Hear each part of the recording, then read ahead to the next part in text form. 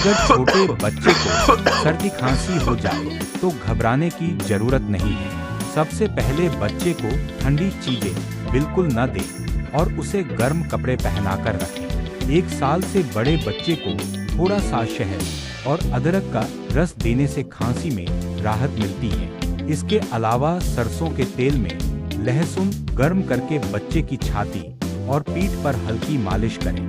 लेकिन अगर बुखार ज्यादा हो या सांस लेने में दिक्कत हो तो तुरंत डॉक्टर को जरूर दिखाएं। मेरा कोशिश ये है कि बच्चों से लेकर बड़ों तक की बीमारी को घर पर ही ठीक कर सको बिना डॉक्टर के ही। ऐसे वीडियो पाने के लिए हमारे चैनल ललित वर्ल्ड को लाइक, कमेंट, चैनल को सब्सक्राइब जरूर करें।